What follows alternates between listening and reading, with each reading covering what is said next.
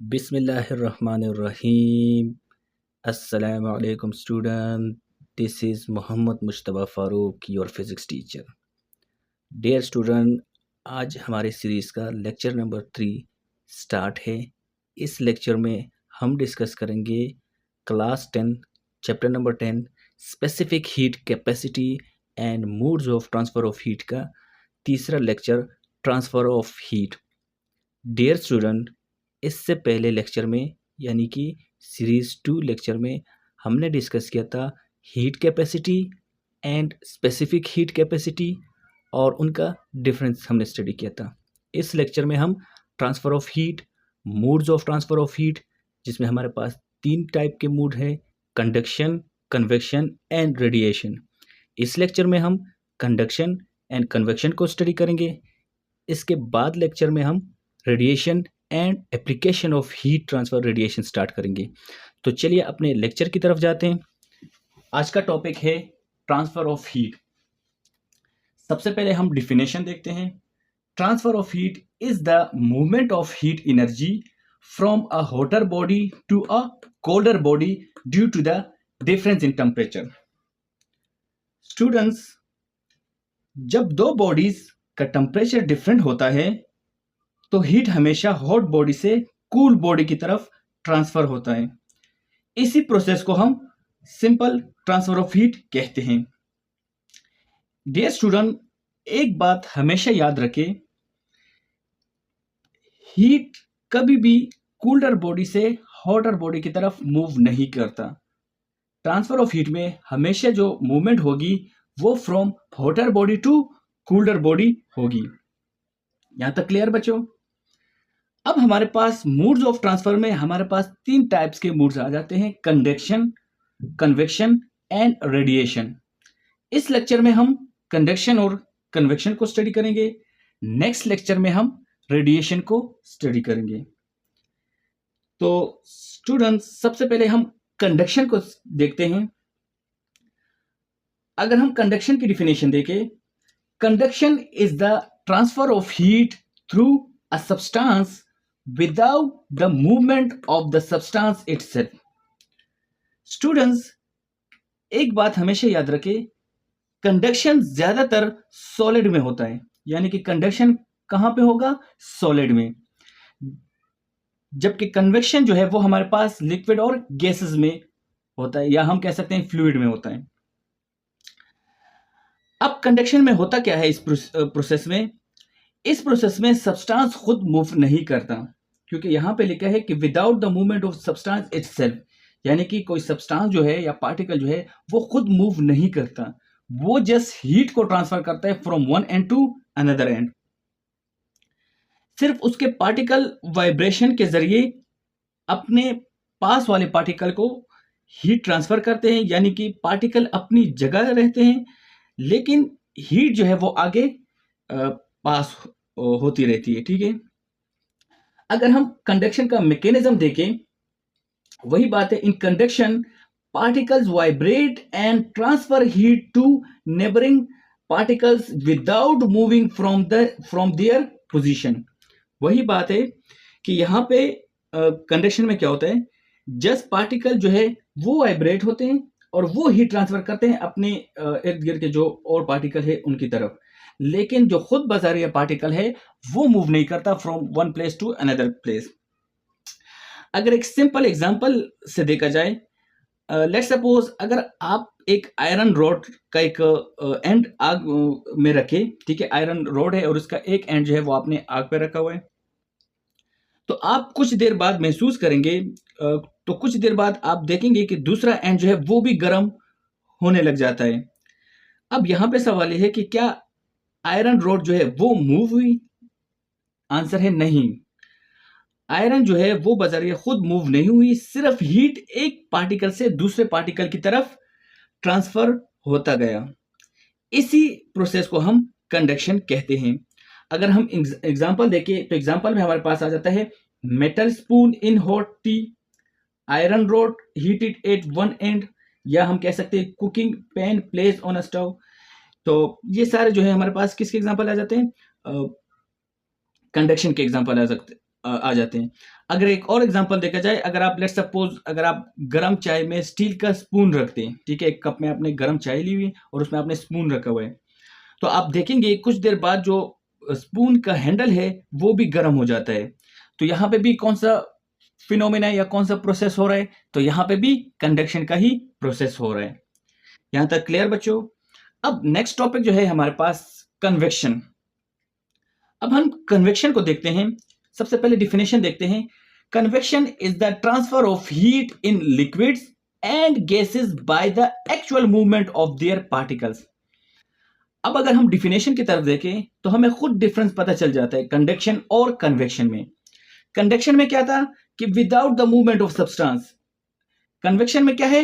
Actual movement of their particle, यानी कि यहां पे पार्टिकल की एक्चुअल मूवमेंट हो रही है। दूसरे अगर हम डिफरेंस देखें, कंडक्शन में क्या है? सॉलिड में होता है। कंडक्शन किस में होते हैं? जस्ट सॉलिड में, ठीक है। जबकि कन्वेक्शन जो है वो हमारे पास लिक्विड और गैसेस, इन दोनों में हमारे पास कन्वेक्शन का फिनोमेना होता है। स्टूडेंट्स, कन्वेक्शन सिर्फ सॉलिड और गैसेस में होता है, एक तो ये पॉइंट आपने याद रखना है। दूसरा यह है कि कंडक्शन की तरह सिर्फ हीट ट्रांसफर नहीं होता, बल्कि पार्टिकल खुद मूव करते हैं from one place to another place. जबकि किसी लिक्विड या गैस को हीट दी जाती है तो उसके पार्टिकल्स गर्म होकर हल्का यानी कि लेस डेंसर पार्टिकल बन जाते हैं और वो ऊपर की तरफ उड़ जाते हैं। और जो ऊपर ठंडे पार्टिकल रहते हैं ज्यादातर वो डेंस होते हैं। जो ठंडे पार्टिकल्स होते हैं वो ज्यादातर डेंस होते हैं और इसलिए जो गर्म पार्टिकल है वो नीचे से ऊपर मूव कर जाते हैं। अब नीचे जगह को फिल करने के लिए जो ठंडे पार्टिकल है या कूल पार्टिकल है वो नीचे आ जाते हैं। इस सर्कल को असल में क्या कहते हैं? कन्वेक्शन करंट कहते हैं। ये जो फिनोमेना होता है इसको क्या कहते हैं? Convection current. तो इसके अगर हम डिफिनेशन देखें, a continuous movement of warm and cool particle. ये कंटिन्यूअस मूवमेंट हो रही है वार्म और कूल पार्टिकल के बीच में इन अ लिक्विड और गैस में भी या लिक्विड में। इस फिनोमेना को हम क्या कहते हैं? सिंपल कन्वेक्शन करंट कहते हैं। यानी कि ये फिनोमेना किस तरह होता है कि गर्म पार्टिकल जो है वो ऊपर जाने की कोशिश करते हैं और यहाँ पे जो ठंडे पार्टिकल है या कूल पार्टिकल है वो नीचे आने की कोशिश करते हैं। ये कंटिन्यूअसली एक प्रोसीजर इस तरह चलता रहता है। इस कंटिन्यूअस मूवमेंट को या इस कंटिन्यूअस प्रोसेस को हम क्या कहते हैं? कन्वेक्शन करंट कहते हैं। अगर इसको भी हम एक एग्जांपल से समझने की कोशिश करें तो एक सिंपल एग्जांपल आप अपने जहन में सोचिए कि लेट्स सपोज आप एक पतीले में एक पानी गर्म करते हैं। तो सबसे पहले नीचे वाले नीचे वाले पार्टिकल जो है या नीचे वाले पानी का जो लेयर है वो गर्म होना शुरू हो जाता है और जैसे जैसे वो गर्म होता है वो ऊपर चला जाता है और ऊपर का जो ठंडा पानी जो है या ठंडा पार्टिकल जो है वो नीचे आ जाते हैं। इसी तरह ये प्रोसेस बार बार रिपीट होता रहते हैं। इसी प्रोसेस को या इसी कंटिन्यूअसली फिनोमेना को हम क्या कहते हैं? कन्वेक्शन करंट कहते हैं। यहां तक क्लियर बच्चों?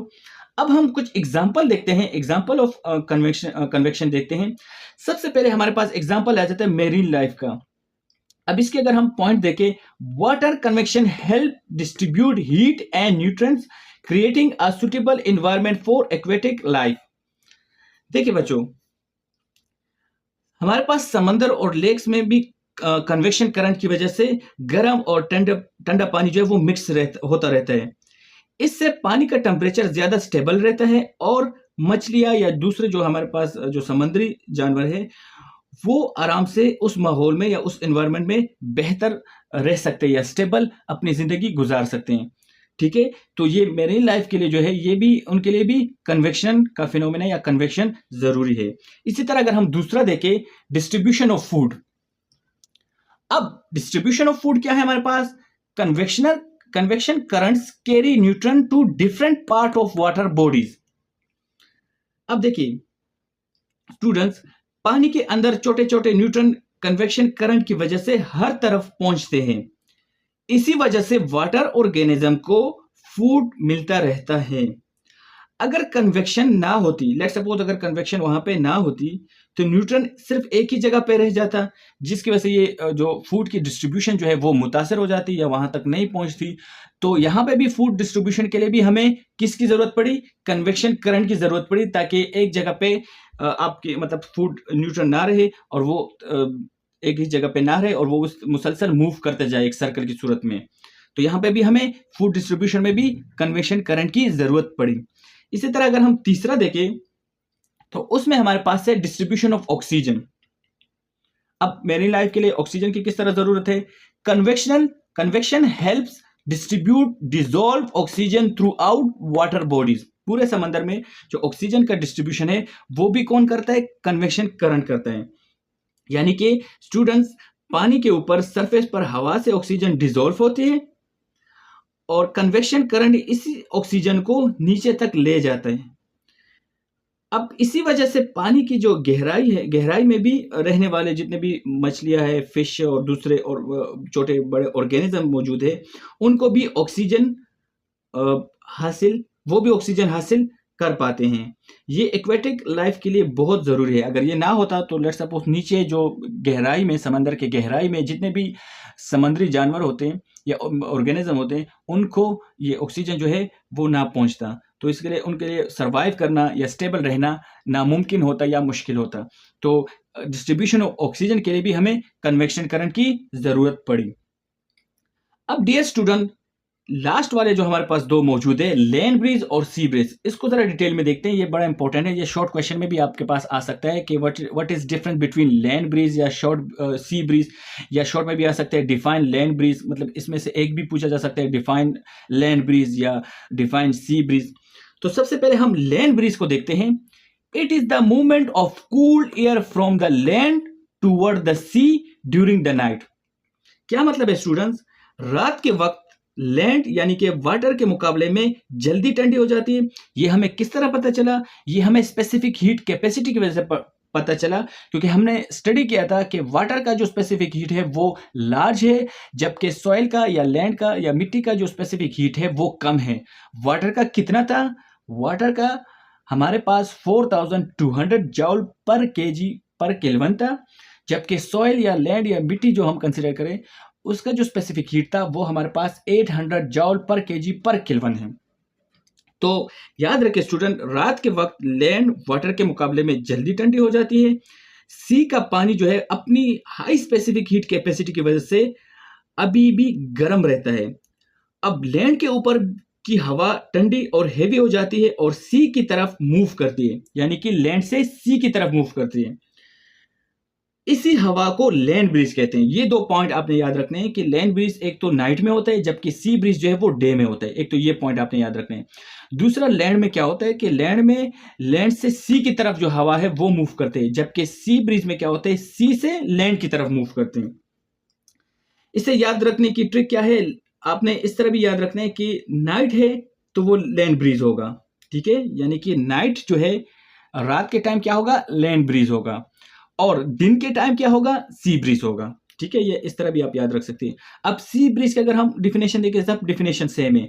सी breeze is the movement of cool air from the sea toward the land during the day. वहां पे क्या था, cool air from the land toward the सी।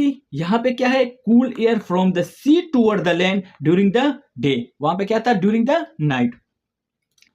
अब अगर हम इसको जरा देखें तो याद रखिए, दिन के वक्त लैंड जो है वो जल्दी गर्म हो जाती है, यानी कि ऑपोजिट उल्टा सिचुएशन है। दिन के वक्त क्या होता है, लैंड जो है वो जल्दी गर्म हो जाती है, जबकि सी जो है वो धीरे धीरे गर्म होता है। लैंड के ऊपर की गर्म हवा ऊपर उड़ जाती है, उसकी जगह सी की तरफ से ठंडी हवा जो है ठंडी हवा लैंड की तरफ चलती है, जो इसको कवर कर लेती है। इसी को सी ब्रीज कहते हैं। इसका भी याद रखने का जो ट्रिक है वो सिंपल है कि डे के टाइम पे आपने क्या याद रखना है, सी ब्रीज, और नाइट के टाइम पे आपने क्या याद रखना है, लैंड ब्रीज। ठीक है डियर स्टूडेंट्स, ये था हमारे आज का लेक्चर, जिसमें हमने ट्रांसफर ऑफ हीट को स्टडी किया, कंडक्शन को हमने स्टडी किया, मैकेनिज्म ऑफ कंडक्शन को देखा, एग्जांपल हमने स्टडी की। फिर नेक्स्ट जो पार्ट है उसमें हमने कन्वेक्शन को स्टडी किया, कन्वेक्शन करंट को हमने स्टडी किया कि आया कन्वेक्शन करंट क्या होता है। फिर हमने कुछ एप्लीकेशन जो है, जो इंपॉर्टेंट एप्लीकेशन है, जिसमें शॉर्ट क्वेश्चन आपके पास आ सकता है पेपर में, मैरीन लाइफ के बारे में, डिस्ट्रीब्यूशन ऑफ फूड के बारे में, डिस्ट्रीब्यूशन ऑफ ऑक्सीजन के बारे में, और ये बहुत ही इंपॉर्टेंट है, लैंड ब्रीज और सी ब्रीज, इसको तो आपने ज़रूर देखना है। तो ये हमने स्टडी किया इस लेक्चर में। इंशाल्लाह सीरीज़ के चौथे लेक्चर में, फोर्थ लेक्चर में हम स्टडी करेंगे मूड्स ऑफ हीट का तीसरा पार्ट जो है रेडिएशन, और साथ साथ हम डिस्कस करेंगे application of transfer of heat के बारे में। तो नेक्स्ट वीडियो के लिए इंतज़ार करें। अगर आप लोगों ने चैनल सब्सक्राइब नहीं किया तो चैनल सब्सक्राइब करें, लाइक करें, शेयर करें। इंशाल्लाह मिलते हैं नेक्स्ट वीडियो में। तब तक के लिए अल्लाह हाफिज़, टेक केयर।